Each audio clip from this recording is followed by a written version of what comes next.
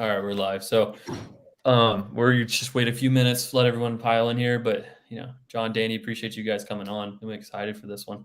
I've been waiting for a minute, dude, because I tell everyone like who's starting out, I was like, dude, if you could do any model, I feel like this is the model you'd want to do. It's the genius one. But yeah, so thanks for having us on here. Yeah, for sure, man. For sure. You got the flow going hardcore, John. Oh man, this is 6 years in the making, baby. And I got a haircut Saturday for Oh, really? Yeah, I cut no out. Way, no way you got it looking good for us. Yeah, I mean, it doesn't look the best, but you know what? I'll take it, dude. Clean cut, clean shaved. Danny, you chasing him or what? I'm trying. We'll see. It's a while. Not 6 years though. Yeah, I like that. All right, so let's get into it. So basically, guys, welcome to the show. We got John, Danny on. Danny's on the left, John's on the right, just in case you guys want to put a face with a name. But these guys crush it in Phoenix. They're doing direct to realtor and getting deals through realtor and selling them on to investors, and they're crushing it. So I'll let them introduce themselves and just guys, how'd you guys get started in real estate? Cool. So I'm John. Got started in real estate. I actually bought a couple rentals in 2009. Went to college, graduated 2009. Always wanted to get into real estate. Knew it was something that I was interested in. Bought one house to live in with the intention of renting it out when we moved. Another house on that same block came for sale like a month or two after I moved in. Bought that one too. Rented it out to some college kids. Then moved out of that house and actually moved to Arizona, rented that one out to students too. So I had 2 student rentals for a while, for about 5 years. Ended up selling those in, I think, 2013, 2014 or something like that. We've done a bunch of other businesses together and separately, non-real estate related. We were always just wanting to do real estate, but just thought it was this pipe dream that you had to know a bunch of people and it was hard to get into, and it was a good old boys club. So we owned a bunch of different businesses, hookah lounges, nutrition store, reselling, eBay, Amazon warehouse type stuff, tobacco distribution. What else? That was it, right? I think so. There's like 5 businesses. There's tons of them right there. What's that? Oh, you guys are That's awesome. tons. Yeah. So I mean, we were really good at running businesses that made like $1,000 a year and required like thousands of dollars of labor. So plan to own 10 businesses that make 10 grand each year, and then we make our 100 grand a year. This dumbest idea on earth. Just eventually got like burnt out. We had like W-2 jobs, like a smattering of them in between that time. And then I was working in the car business for a couple years, and then finally just said, screw it, man, I need to get out of this. Otherwise I'm going to end up fat and divorced and just like everyone else in the car business. So just started looking for jobs for like months, and then came across an ad. It happened to be Sean Terry wanting an acquisitions person. I didn't even really, I knew wholesaling. I was familiar with it, but didn't know much about it other than that. Applied for the job and got it, and I quit on Friday and I started on Monday, and then I'll let Danny take the rest from there. Yeah, so I think it was the end of 2020. John hits me up and he's just like, dude, you got to come over. You got to check this out. He's like, you got to see what these guys are doing, and explained wholesaling to me and a buddy of ours, and we're both just like, there's no way. Like, how are you guys doing this? You're not even buying these properties. Like, what's going on? Like we typical thinking there's a catch. Like, what's happening? What are you guys doing? But we met up every week, us 3, and just would mastermind, just talk. And eventually we're just like, we got to do this. We got to get into it. Our buddy got a job at Keegley. I was working my W-2 job, and we kind of just all got together. John and I got together. John's like, hey, I kind of want to try doing this on my own. We got together. I'm better at systems, processes, software. John's a sales guy, so it was kind of like hey, let's work together at the beginning. Let's get each other set up. He can train me on sales. I can get our software set up and do all that. And then at some point we would split up and do our own thing. We got one deal together, actually closed a little over a year ago. It was March 2nd, 2021 was our first deal closing. And it was through a realtor. So we found that deal through a realtor, assigned it. I think we made $7,000 a piece, something. Not even 4,500. Yeah, it was like 4,500 a piece. And then, I was just like, whoa, that was proof of concept. That was just like, whoa, this is great. And I was still working my W-2. John got a promotion at Sean, so he decided to stay there. And I was like, I'm going to run with this. I'm going to keep doing it. And, just kept at it, kept getting deals. And I was like, all right, this is where it's at, And then I think it was May of last year I left my job. And then in August, John was looking at doing this again on his own. And I was like, hey, I really need help. I'd hired a few people. I was I don't want to say losing control, but I was just getting in over my head. I'm like, I want to grow this thing, but I really could use the skill set, especially on the sales side of things and growing a team and all that. So we partnered back up in August of last year, and we're about to hit $1 million just since August here in the next few weeks, I'd say. So that's crazy. So you did your first deal like a year ago. Yeah. You guys have already done over $1 million in assignments, right? Yeah, between both of us, we've done about like 1.4 in assignments.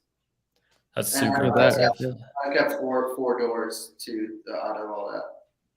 Nice. Congrats, man. That's awesome. So a little bit, so you said you got your deal from a realtor, right? So this kind of walks into like what your guys' model is, right? So if you could explain to everyone, because it's not as traditional as just normal, like, we talk to a seller, get under contract and sell it to a buyer. You guys are, have a different lead generation source than most people. So if you could hit on that.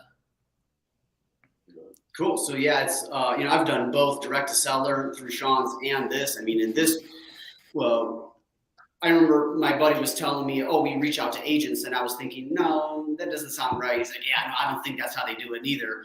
But basically, it's just calling and texting as many realtors as you can.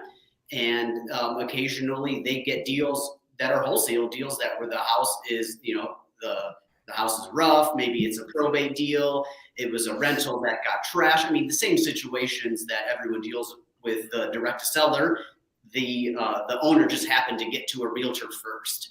So we're just literally texting and calling realtors all day. Hey, my name is John. I'm looking for my next fix and flip. You have anything coming up that I might be able to take a look at? A lot of it is, just like anything else, 70% of that's going to be, no, I got nothing, or you're getting ignored. And then the small percentages say, yeah, I do have something coming up, or, hey, funny, you messaged me. I just got one today. I'm literally driving away from it and would love to sell it today because I don't want to list this thing. I don't want to do any work on it because it's so bad. So we then basically build a relationship with that realtor, prove that we're a legitimate buyer, and ink the deal.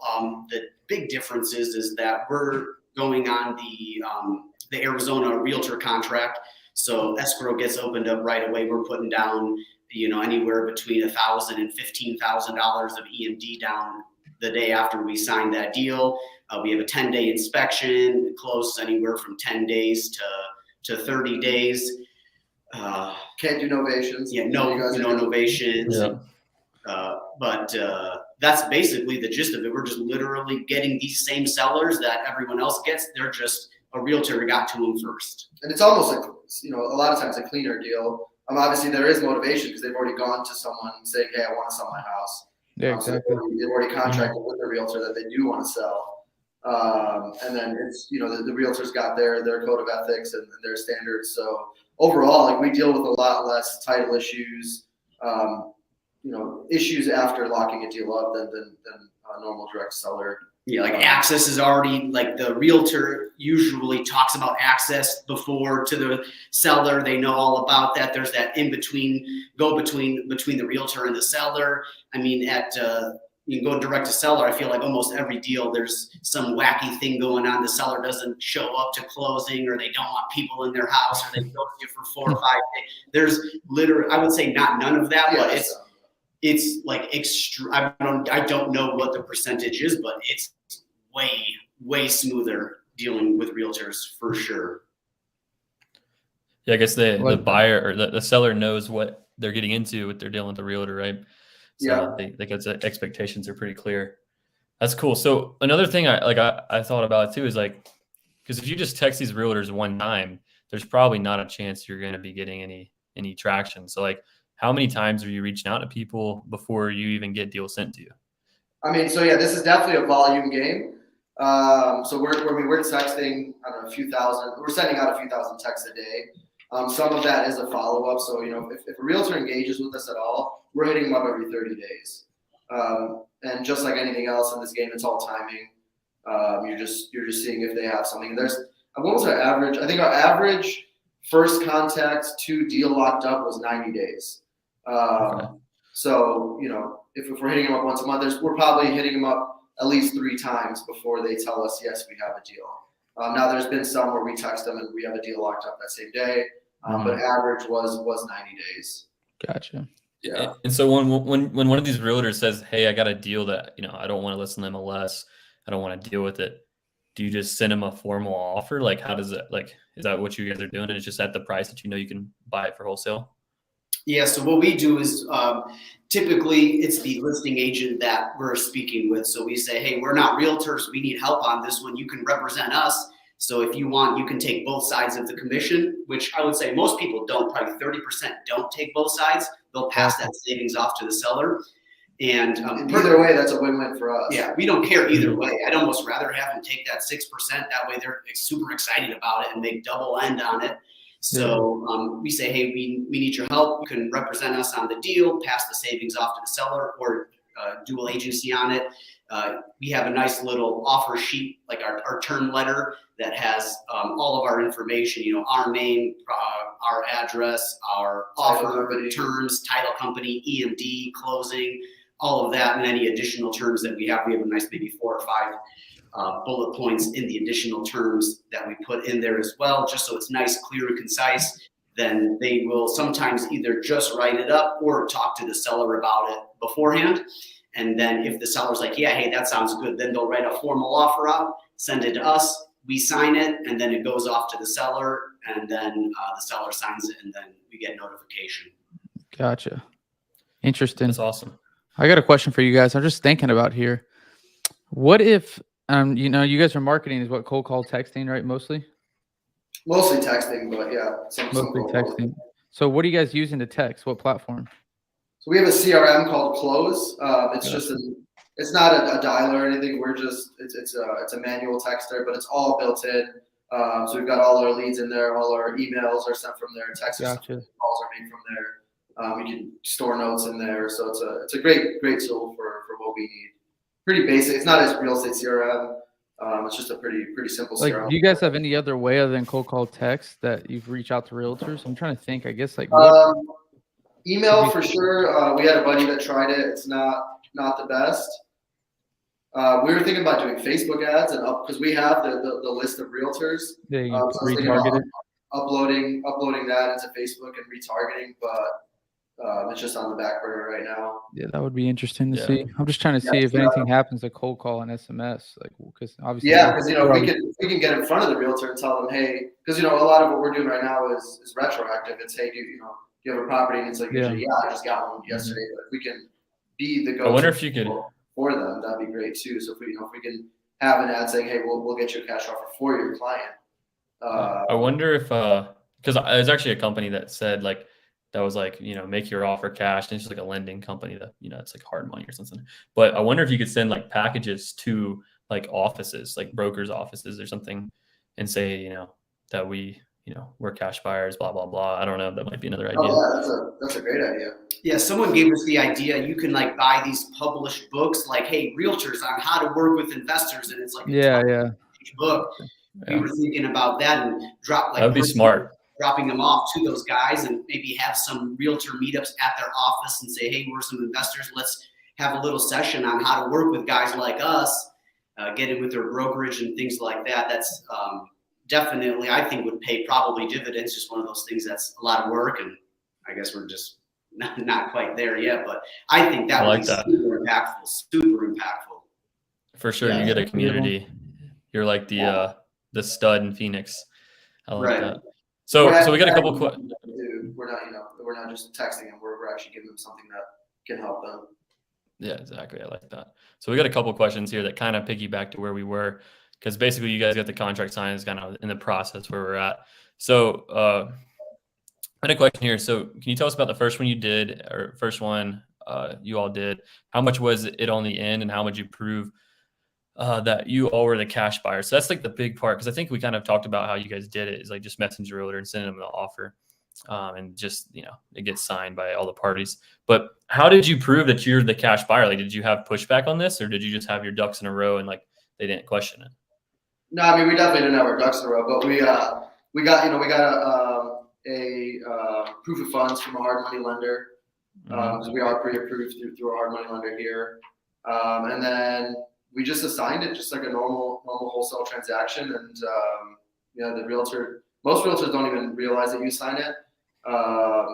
Even the ones that do, we just tell them, yeah, we sent this over to another end buyer. And a lot of them, I mean, most of them don't care. Right? I would say 90% never. Yeah. And what's funny about our first deal is that my job was supposed to be the sales guy on the phone, you know, talking.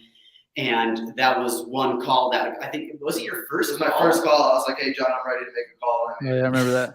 Shaking to hit the call button. And of course, we freaking walks into a deal his first call. Yeah. Great. That's lucky awesome. feet right there. I like that. So wait, did you say you were assigning the? Yeah, we the guard? assigned. We've assigned every deal except for one, and we've done over 50. So you can assign the retail agreement. You just can addendum put in place. Yeah, no. So we work in 3 states. We work in California, Arizona, and Florida. The Arizona contract is assignable unless it says it's not. The Florida contract has a section for assignability.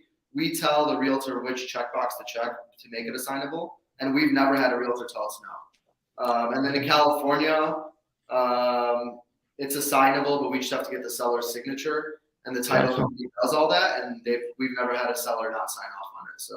Gotcha. Awesome. I like that. So the actual question too, Chandler, was how much was the EMD on that first one? That's what that end. Yeah, it just corrected it. Yeah, I think $4 or $5 grand. Yeah, it wasn't much. Gotcha. Arizona, and every state's different. A lot of times we were running into Florida, they want 10% EMD, which really? is just nuts. Jeez. Sometimes they want 30 grand. And we're like, Yeah. So my question to you, yeah, exactly. My question to you, Johnny, because I have a problem with it, you know, not a problem, but I don't know if you're the one doing it, John, but who wires in the EMD? I do. Because that's like a full-time job right there. It is. that's why he does it. Yeah. Is there any system you got down? It's not too bad. We have a TC now. Actually, we guys- hired a TC because of you guys. You guys gave us the idea of having an admin at CG. She just messaged me, says, hey, just send this much to this title company. It takes me a couple minutes. Gotcha. Yeah, it's good that she's Gotcha. telling you consistently. Yeah. She's just telling you. That makes sense. So you're just getting alerted. Here's another good question. Are you presenting yourself as the end buyer, as a wholesaler? So yeah, definitely as the flipper. When you start getting into, I'm a wholesaler, I'm going to assign this thing. A, most realtors don't know what that means. B, you're going to lose them in explaining that. And I haven't found an eloquent way to put it. If they ask us, hey, are you guys going to assign this? Yeah, you know what? Our end goal is to keep every property. But if it doesn't work out for our portfolio, we would assign this thing, and we've done that in the past. So we definitely never lie and say that, oh yeah, no, we're not going to assign this thing. Because at the end of the day, every property we do get under contract is something that we are looking into for ourselves as well. Yeah, we have, especially now we're starting to look at keeping stuff. And we do disclose it when we do send them our offer in the additional terms that we do put in there that we might assign it. Gotcha. Nice. Perfect. So you include that on your offers that we. Yeah, you don't have to, but we do. It saves your ass sometimes, just because if you deal with, very few times lawyers had to get involved on sticky situations, and you guys know how it is. If you have that in your contract, 9 out of 10 times you're not going to need it, but when it's there, whoosh, it saves your butt. Yeah, exactly. It's a quick, easy one right there. Oh no, nothing we can do here. They're good. I like that. So we got another question, and you guys keep asking questions because this is keep them coming. How did you guys choose of the virtual markets you're in? And then he also asked, was your first million revenue or net? So the first, the market, obviously Arizona, we started in, we're here. It's a very hot market. Everyone says it's saturated, but we've made the most money here. Florida was the second market that I think I started. You just picked it. Yeah, honestly, it was just like, hey, what's another market like this? And it was Florida. California we chose because John had really good luck with California when he was doing direct to sellers, really, really large spreads. Mhm. And we only closed a couple there, but they have been pretty large spreads. So honestly, just kind of chose them. Didn't really wasn't super with it. Just throwing darts. threw the darts and it worked. I like Florida a lot because it's like Arizona, but you have a lot of big markets, right? You have Orlando, Miami, Jacksonville, Tampa. So it's like Arizona on crack, and the market's just as hot as it is here. But yeah, it's great. And then the first million was revenue. I will say though that our profit margin is extremely high because our marketing budget is practically $0. What's your guys' cost per contract? Do you know? $2,900. Yeah, $2,100. pretty low. I think we're talking like our coaches, Steak dinners and all the good stuff. Oh, that's everything. That's not just marketing. That's $2,900. $2,900 fixed cost to get the contract. That does not include commissions. Gotcha. But yeah, that's Yeah, I was just wondering. So if pretty cheap. Because average that we're talking to Steve yesterday, he's training, and average in the industry and CG Premier is like 6,800 cost per contract. Yeah, because right now it's like I was doing a cost analysis too on just TV the other day. It's $7,500 a contract just for marketing spend, but the deal size is like 35 or 40 grand. So it still makes sense. It's huge. Especially when you guys are able to throw it on the MLS, which is mostly what you guys are doing, right? Yeah, exactly. So it definitely makes it hedge funds, big hedge funds. Hedge funds for sure. They're paying crazy amounts of money, but yeah, so it's pretty sweet. So here's another question we got. How are you guys finding the realtors? There's a website called Dr. Bills, and you just buy a realtor list. What is it again? Dr. Bills? Dr. Bills. Yep. You could buy a nationwide list. I think it's like $3,000, and each state, like, it all depends. But Arizona was like $700, and you got to be careful. Bills. Some states don't publish information. I think like Missouri, right? Yeah. Jimmy Vreeland hit us up after the event. He's like, "Hey, I bought the list, and there's no cell phone numbers in here." And someone else from CG hit me up, and their state didn't have the cell phones in there. That's like disclosure state. Race on top of it, but yeah, this right here, Chandler. Just buy it. Oh, there it is. Yeah. There's the website right there, guys. So if you guys want the list, there it is. So we got another question. Are you strictly asking for off-market properties? So yeah, the big thing for us is we ran into properties that we've done deals off the MLS that were listed, but we found it very difficult to wholesale a property at, near, or above the list price. So we've done deals where they were listed and we're like, hey, we don't look at listed properties, but they're like, hey, no, please make an offer.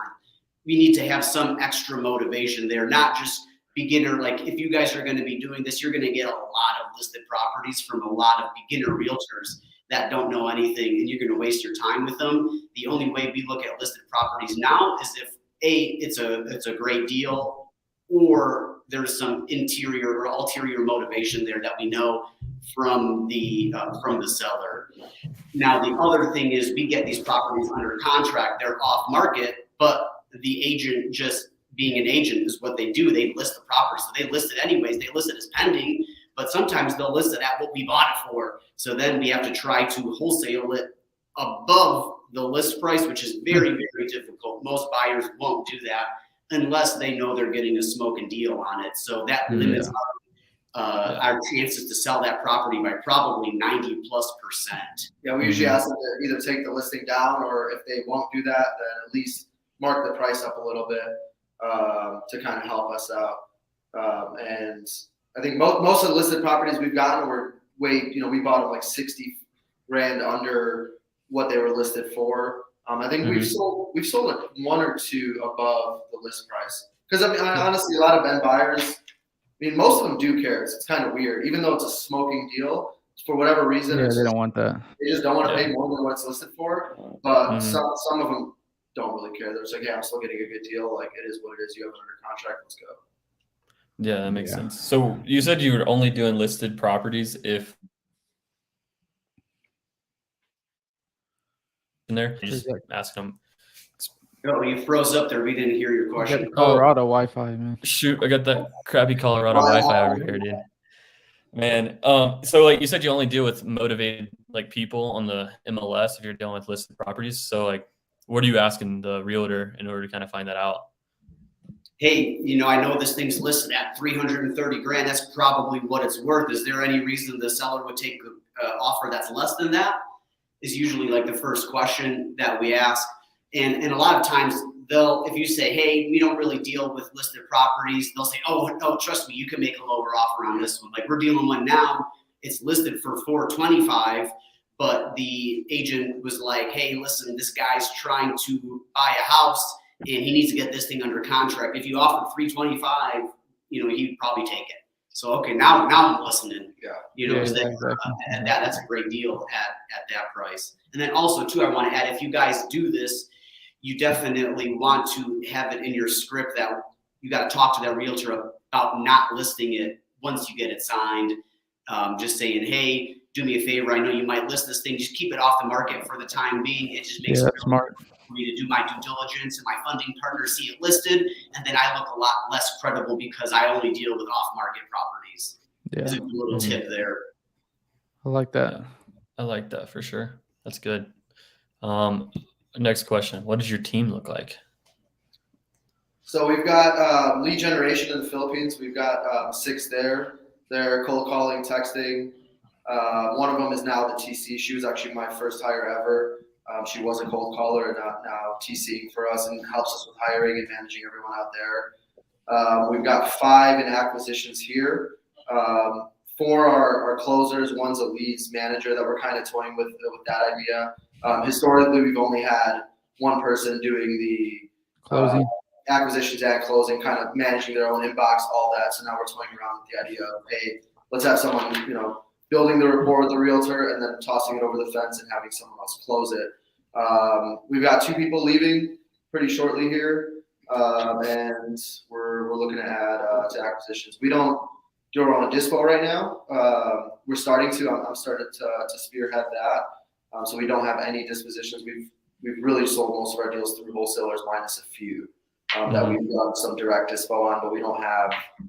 Gotcha. So you dispo mostly with wholesalers then?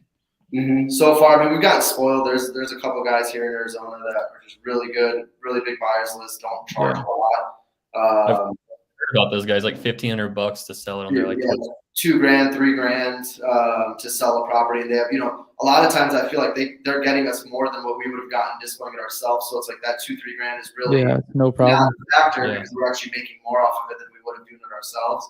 But we do realize the importance in building out that portion of it. So we are doing that now. We've just been so focused on acquisitions. Obviously, you can't sell a deal you don't have. So we really put all our energy into acquisitions. But now that John's on board and we're starting to clean acquisitions up and getting those processes in place, there's no reason why we shouldn't start dispoing ourselves. So. Yeah, for sure. I got another question. How'd you find your VAs? Online jobs. Onlinejobs.ph. So we went the direct route. We don't use like a Reva or a third party agency. We just make a job posting on onlinejobs.ph.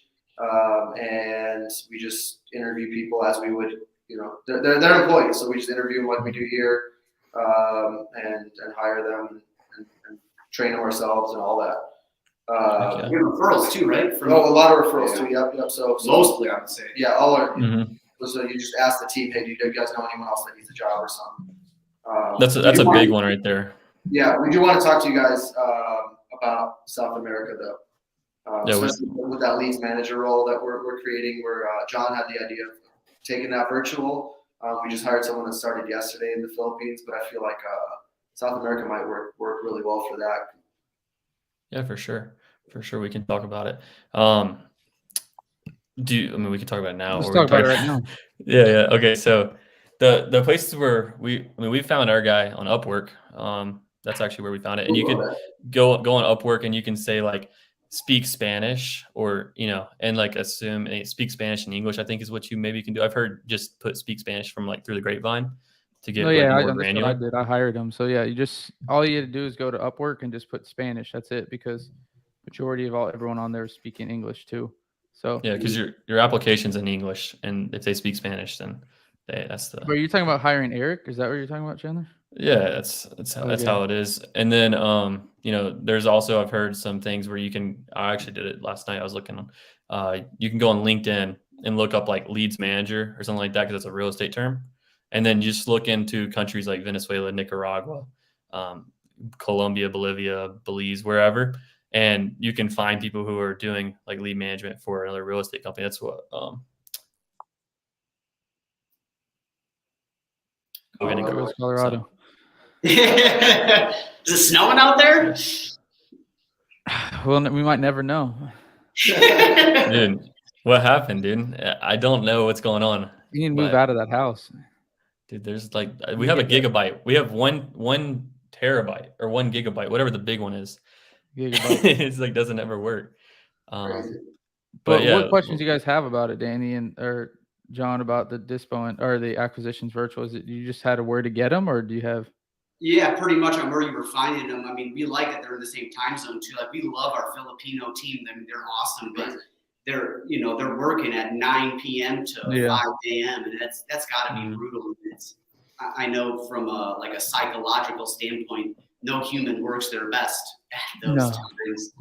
So and then on the leads manager role, it's very important to have that good, I don't care about accents, but that good communication back and forth, hold the conversation to know when someone's joking, building rapport and things. So we don't want someone super scripted. Obviously, there will be somewhat of a script, but you need to have that. Like John said, no one's going to joke with that. Like you're gonna have to find a lead manager in Latin America. That's all. That's the only way I would see it. No one in the Philippines is gonna be like that. I mean, obviously there might be one dime a dozen, but then also make sure they lived in the U.S. That's why I remember you telling us that. Yeah, like a bunch of them, like all of our callers, they've lived in the U.S. at one point. It's huge. So like it's massive. They know exactly what's going on, when they're fucking with the seller and shit. So yeah, exactly. Like our Bolivian VA, like he locked up 7 contracts last week or 2 weeks ago, first week of March. Wow. And every 2 of the 7, like they're like, "Can you come over? I want to hang out with you." That good rapport. What do you tell them? Well, what do you have him tell them in a situation like that? What? Or if they ask where he is? They ask to come here. Oh no, I mean I can't go. I have a family or a wife, I have to deal with. But I can send one of my buddies out there and bring something for you for your birthday or whatever it is.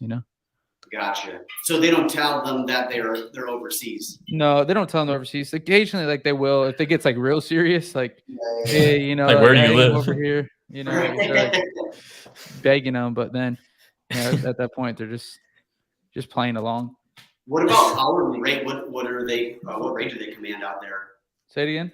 The hourly rate. You can get a good Latin American at $7 to $8 an hour. Wow. Yeah, you can usually start them at like 5 or 6 if they're pretty solid, and then they want to move up though, because it's in Nicaragua it's a little bit more expensive than it is in like places like Venezuela or the Philippines. So they want to be making like $6 an hour pretty much at least.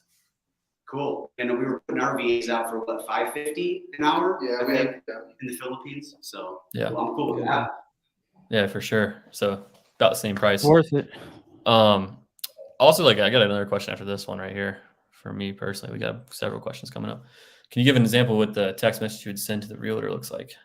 Yeah. Hey, my name is John. I'm looking for my next fix and flip project. Do you have anything else? Do you have something coming up? Do you have a listing I could take a look at? Do you know of any listing that I could take a look at?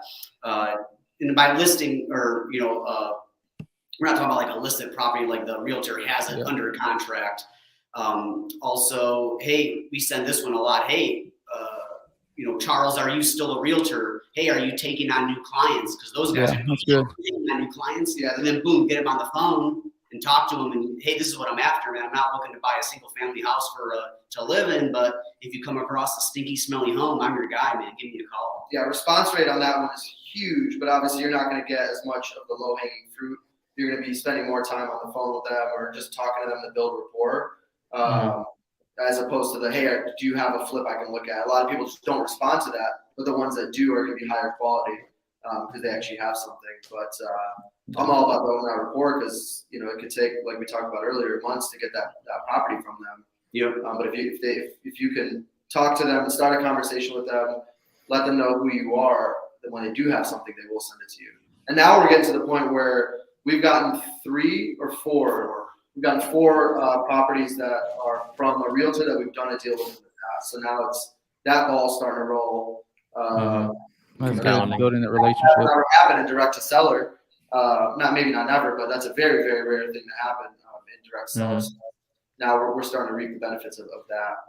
And on top of it, a great follow-up question is, hey, I know you don't have anything, but do you know of anyone in your office, a friend, a colleague, somebody that does? Because guys, these realtors, they don't like these dirty homes. They want to do the least amount of work possible. When they walk into, we've had realtors that were like, shoot, I wish you called me last week. I was at a house. It was so gross. I walked out. Well, the guy couldn't sell it. And we're like, oh, give me his number. Yeah. We definitely coach these realtors because even we forget that they don't think like we do. We get to a house. I want you to paint. I want you to put new carpet. I'm going to come take pictures and list it. When they see a dirty house, most of the time, they're like, oh, this thing is going to be a pain. I'm going to have to, deal with all this crap. And what are they going to do? And they don't want stuff like that. So we can, just like that homeowner needs help, we can be a solution for them too. But not only that, but letting them know, hey, please reach out to your friends or anyone in your network that does come across stuff like this. You can represent me on the deal too. Yeah, that's the main one. So they're getting paid too. So it's, letting them know that, hey, you're going to get taken care of is huge. So you guys, go ahead. my bad. You can keep going. Just using that term, hey, you could represent us on a deal that someone else has. That's like music to their ears. Yeah. And I guess so, like, you guys are kind of positioning yourself as like the easy button for easy commission to these realtors. And then you're just building a strong relationship with them so that they know exactly what you want to buy and they like you and they want to do business because you're easy to work with and you're good people. So kind of like we've created 600 grand plus in commissions. And we use that too when we'll talk to them. There's some deals they're making more than us. So quite a bit too. Yeah, because sometimes they take 6% on a $500,000 house. I mean, 30,000, 18 grand or something like that. More than that. 30 grand. 30,000. Yeah, crazy. I like that. That's awesome. That's pretty freaking sweet for sure. We got more questions here. Keep bringing the questions, everyone. Yeah. Bring them up. What does your average days in escrow / due diligence timeline look like? So due diligence is based on the state. In Arizona, the inspection period is 10 days. We always try to get that, and then sometimes we just have to lower that based on, if it means getting a deal or not. I think the lowest we've gone. We've gone 0 days on some that were just bangers. But sometimes we'll go 7 just to make our offer better, or 5. Florida's standard is 17 or 15. We rarely get that. We usually get 10-ish, and that's California standard is 17. We'll get that a lot. Days in escrow, we normally pitch a 2-week close in Arizona and Florida, just because most buyers want that house as soon as possible anyway. In California, I think lending is a little tougher, hard money lending, so we try to get 3 to 4 weeks on those. But we'll be flexible, right? If someone says, "Hey, I need to close this thing out in 10 days," if we're getting the contract, we're doing it. Sometimes they're like, "Hey, we need to be in this house for 60 days, and we don't want to do a post possession." Cool, we'll work with that too. So we're pretty flexible. It's I think the longest we've done is 90 days. We got the deal locked up in early December and it closed, I think, the first of March or something like that. And obviously, we like post possessions a lot in situations like that because we get paid sooner. But it's just all depends. For sure. Yeah, for sure. What percent of these deals are you guys selling? Like, did you lock up like 10 contracts? Are you selling 9, or how is that working? I think we're like 85%. 85%. I mean, usually we'll take shots on deals sometimes because you know how it is. We're like, man, isn't that probably a good chunk of our big spreads? We're like, is this a deal? Maybe we'll try it. We call our guy, it's sold 17 seconds later. We're like, shit. Like, 10, 15 grand on the table. But, sometimes, especially in Florida, we'll be like, well, we see a really high comp here, but there's a couple other ones that didn't quite sell. We'll take a shot on them. And sometimes you get them, sometimes you don't. We definitely don't want to be those guys that are taking shots on everything. But if we qualify it and say, okay, do I think this is worth a shot? Yeah, let's do it. So And obviously when we enter a new market, our cancellation rate's a little higher. Just learning things, what percentage of ARV do we need to be at, stuff like that. When we entered Florida, I think our first couple were cancellations. We're still learning. Obviously, in this game, you're always learning, but especially when we enter a new market. Yeah, for sure. That's awesome. All right. So what are you seeing for KPIs? Text to contract. Ooh, do we know that one? Text to contract. This is probably a hard one to calculate for. I mean, we could figure it out, but that's not something we track right now. So we got 60 deals in 6 months. So that's was that 10 deals a month? We've sent 100,000 texts. So yeah, let's do some quick math here, I guess. What do you got, Chandler, for it? Pull up that iPhone math. So you got 10 deals a month. You're sending out. Well, you got 60 deals. You sent out what, 200,000? I can tell you exactly right now. What about ours, Chandler? Our text per deal is about, it's like 150 times 110. Our text per deal is about like 18K. Deal or contract? I think it's per contract actually. I think it's per contract is 18. It's like 1,800 maybe per deal. Per deal is about like 20% higher. So like 20K. So, all time, we have sent 708,000 text messages. But that also includes, so it's hard to track initial text messages. That includes conversations you're having, just during the escrow period, you can have a ton. But obviously, a bulk of those 700 is going to be somewhat of an initial, and we've done 60 deals. So, yeah, we're sending, what is that, 10,000 texts per close deal. Per close deal. Your thumbs are going to get sore, boys. Keep them going. Yeah, but you guys also get the recurring revenue. Like it'd be interesting to look back like in a year from now, like what's your realtor lifetime value, like if you get a realtor on board that comes in as a lead, like what's that worth to you, That's tracking that. I like that a lot. Yeah, because I mean, 5 years, imagine we're not going to need to outreach as much because we have at least 20, 30 realtors in your pocket. They bring you a couple deals each year. I mean, you're smooth sailing. Yeah. Yeah, because you've already seen one come in and give you four deals, right? So that's probably like 60, 100 grand, something like that. And you paid $2,000 to like acquire them for the first deal. Yeah. And you made, so your return is getting pretty good over time. Yeah. So I'd be curious to see what that goes like over time. I think it'll be pretty good for y'all. All right. Just went with a cold calling company that Carlos Reyes recommended. Is there any negatives to hiring an agency versus training yourself? I don't have any experience hiring an agency. I just know that they charge more than I'd like to pay, especially I like taking care of people, right? So when I find out that the person's making $3 an hour and you're charging me 10, there's probably value there, but I'd rather just pay that person the 7 or 10 myself. That's just how I see it. I mean, when I found out our best girl makes, $8 an hour, and she told me she was making 3 at her last job. I'm like, you're obviously worth way more than that. So that's my thing with that. But if you don't have a big operation, you don't want to, it obviously takes time to train people. So there is definitely benefits there, but I've never gone that route personally. Yeah. Well, negatives are that you can't control, you're not being able to manage and train them to the way you like, right? Because if you're using Carlos's company, he's going to train them on how Carlos does cold calling, and you might do it differently. But if you're just starting out, then I highly recommend it, because like what Danny was kind of referencing earlier, at the end of the day, like we can't be focused on so many different things when we first started. Like, you guys weren't dispoing, so that's allowing you to focus on acquisitions. And with having a cold call company, you're not having to worry about prospecting for 6 hours a day when you can have those leads coming into you already, and you can start closing now. So like it depends where you're at in your business. If you can afford and you can have the time to train someone, I would do it. But if you're just starting out, the big negatives are just being able to train around you and your company, but you might not even know what you need to train around. So it might be an advantage, to go with another company.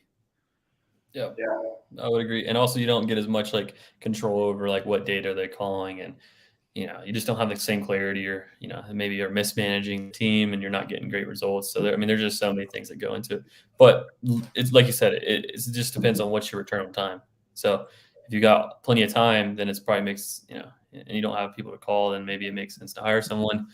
If you don't have much money and you need to get someone to do it, well, I would say maybe call yourself until you get some money. But anyways, yeah, that's kind of or my opinion too. Yeah, I like Is that.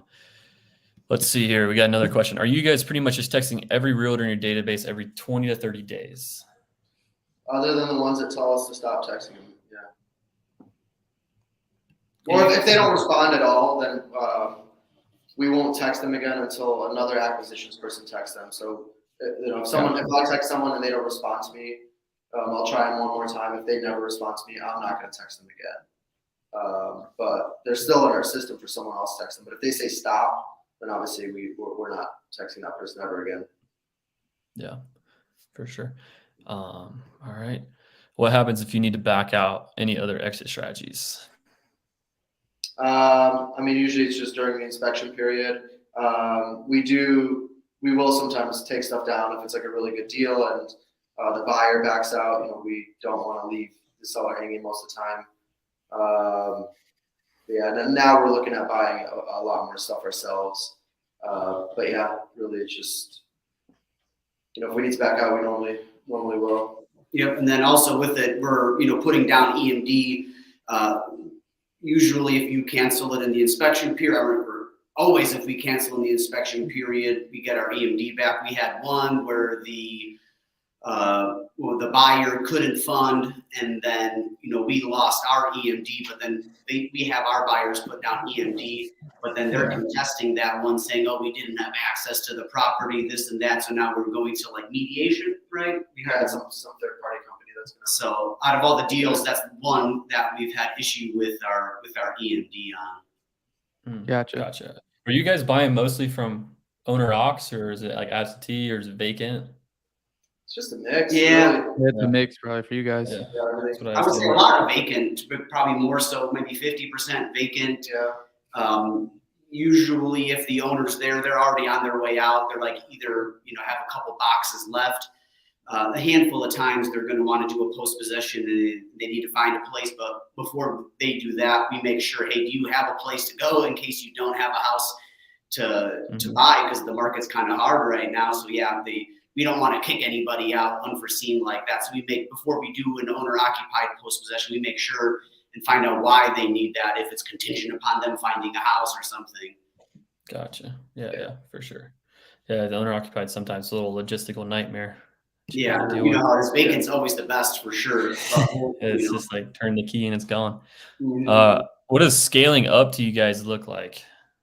It's hard. Oh, we suck at it. We're really bad at it, for sure. We just started and we just we're grabbing humans off the street, like, hey, you know how to talk, come on, let's go, let's make some money.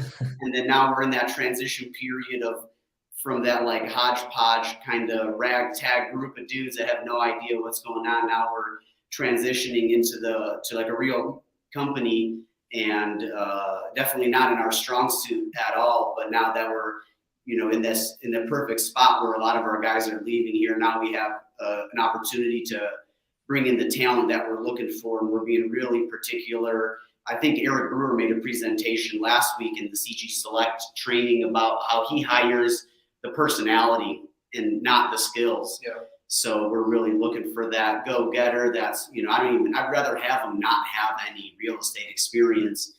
That way, in my opinion, it's a lot easier to teach somebody new ways a new way to do it rather than teach them. Yeah, exactly.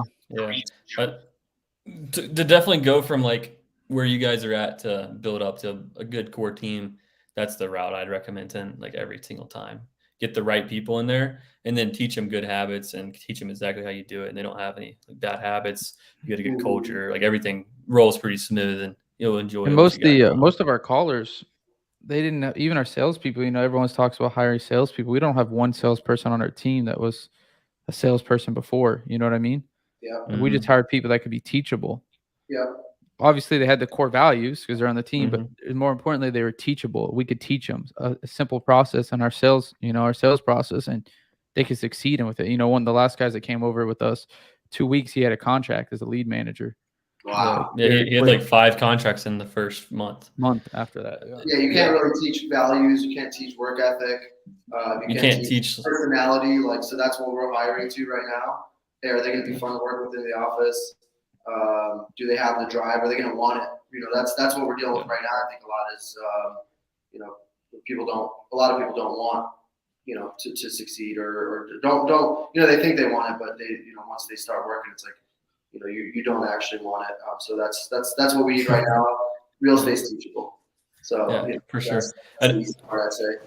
Another really good thing too to look out for is like anyone who's like got past experience of being really good or past history of being like top tier at some other capacity, other vertical, whatever it might be, whether they're like a pro, like a D1 athlete, or maybe they're like top like valedictorian, something that takes a lot of effort. That's another like sign that you can probably guess that they're going to be pretty good at whatever they do. So like ultra marathon runners, hire those guys, right? Hey, that guy might be a little psycho, so you gotta be careful. You gotta be careful, that guy. A little bit. But also a big thing, Roseanne, hopefully I pronounced that right. Scaling up looks different for everyone. Don't follow something we're saying. Don't follow what Danny or John, like everything's different. Maybe scaling it for you is just having a team where you don't have to work for 1 hour a day. It's going to look different for you than if we want to have people working for us, and not that we do, but and having, 10 million a month, whatever it is coming in. It's different for every person. So don't fall into someone else's trap. Yes, for sure. You got to know what you're building towards, and then you can start putting the pieces there. Yeah, and that's a big thing, is like knowing what you would want it to look like, and then you can just start gravitating towards that. So it's a great advice. Very wise of you, Gino. Keep the questions coming, boys. GT, the bat and tees. Look at that T-shirt, man. I love that thing. Oh, right here. It's the GT. Company. That's the throwback shirt right there. It's a workout. Do your text ever get sent with opt-out language from your CRM? No, they do not. Okay. So on that subject, we had that. I forget who it was, came on CG and talked about the laws and texting and stuff. Yeah. And his basic general take was, hey, you're talking to realtors, you're not selling anything. These people have their information posted online. A judge is going to have a real hard time looking at what you're sending these guys and siding with them, because their numbers all over the place. You're reaching out for their services. It's not like we're trying to sell them anything. So you guys are probably pretty safe as far as the texting privacy laws go, considering it's a realtor that's a professional that is expecting clients to call them and marketing to people like us that want to buy and sell houses. Yeah, that makes sense. If you text someone, do you guys want more client? Do you want more clients? People who are going to pay you commission? They're probably not going to say no too often. They're not going to want that. He said technically, there's probably some stuff you're doing that's not 100% compliant. But he said, I think word for word, as a plaintiff attorney, I would not want to take this case on. So I'm like, all right, that's good enough. Mm-hmm. Yeah. It's like anything else. Everything has some risk. If we get burned on one, so be it. 15 grand, cool. Pay it and move on. Cost of doing business at that point. Yeah, exactly. Yep, exactly. So, all right. So another one, have you ever backed out of a deal that you couldn't make a profit on due to slim margins and allowed your buyer to buy it? But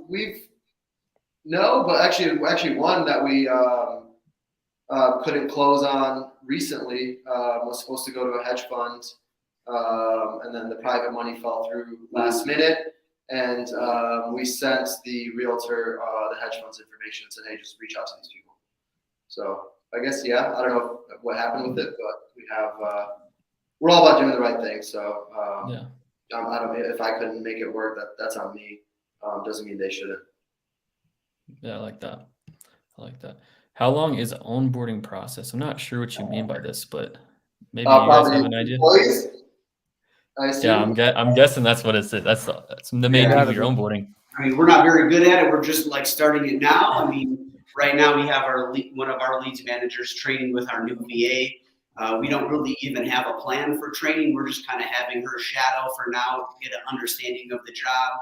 We'll do some role playing, send her some videos to watch of for what we do specifically. Jerry Norton does a lot of MLS realtor outreach. I think they're called like Watch Me Wholesale Live. So we are big fans of that, just picking up on terminology. I imagine we can get this leads manager on the phone, maybe not by the end of the week, but I mean, potentially she seems pretty good. So 5 days of shadowing, training, role playing, watching YouTube videos for a leads manager role is probably sufficient. For acquisitions, it's going to be a lot more in depth, pretty much the same style of training just shadowing, role playing, knowledge building, listening to other good calls that we have saved, and then probably get them on the phone as a leads manager at first to learn that first part of the process.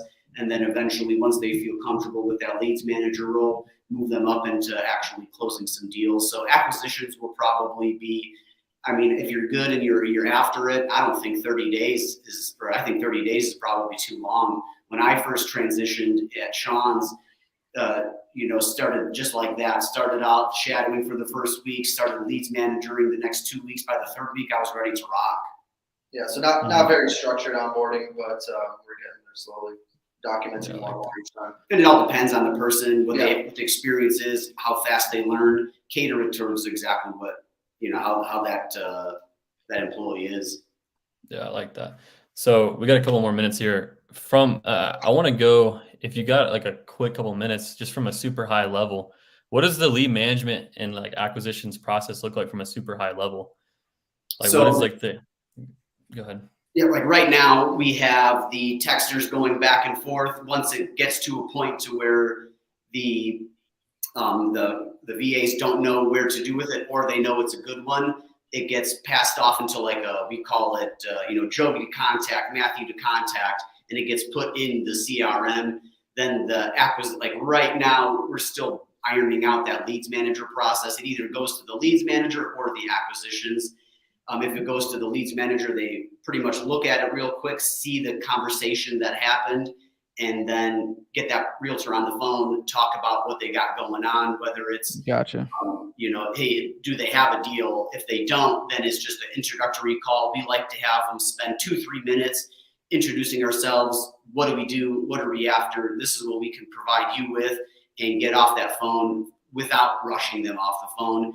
If they have a deal, we have a checklist of, we need to know all of this information before we make an offer. So the leads manager will go over everything, the seller situation, the type of property, the information on the property, what's going on overall, collect a bunch of information, and then pass that off to the acquisitions.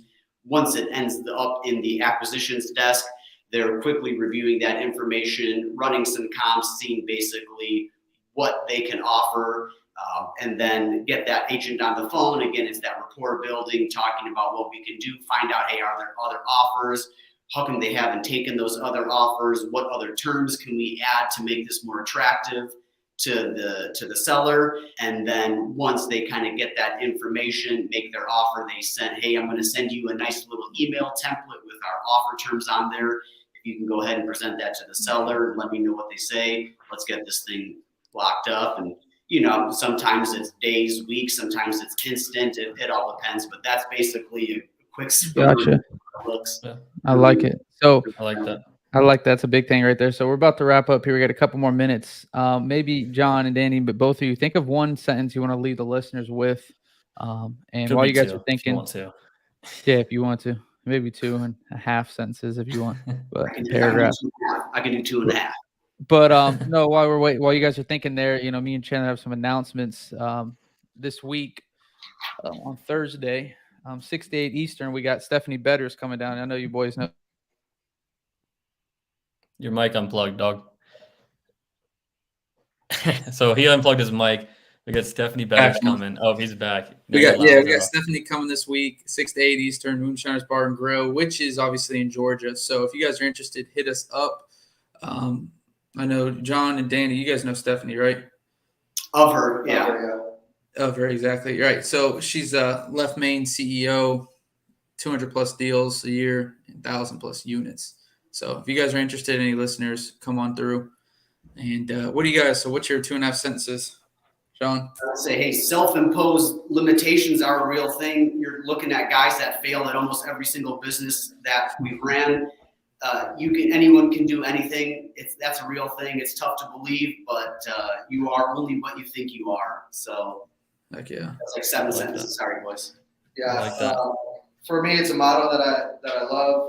It's fire first, aim later. I think a lot of people get caught up in the, hey, how am I gonna, even small stuff, how am I gonna get a proof of funds? How am I gonna sell this deal? What do I do when I just start? Just take that first step. and you'll figure it out as you go. I mean, you're going to learn the most as you do it. So. Heck I yeah. like that. I like that. And just my last words too. I know I don't really get 2.5 sentences, but I'm gonna get them anyways. Let's go speed it up. If you guys haven't done a deal, this is an excellent strategy. I would recommend it. 10 out of 10. Yeah, reach out to us if you need any help. We're more than welcome to help. Yeah, how can they reach out to you? Instagram for me, John.Kleisch, Kleisch on Insta. John.K-I. How do you spell that? Kleisch. It's a German name. And then mine's DSB Explorers. Explorers? DSB Explorers. Yeah, feel free, holler at us, ask us any questions. We really like helping people out. It's kind of what we like to do as well, find it interesting. And tons of people reached out and helped us out along our journey. So the least we could do is help some folks out. And yeah, like you said, nail it on the head, man. It's a great strategy to start. It just takes time, man. And even if you can't afford a list, go on Realtor.com, start calling right there. Yep. Heck yeah. Well, thanks, boys.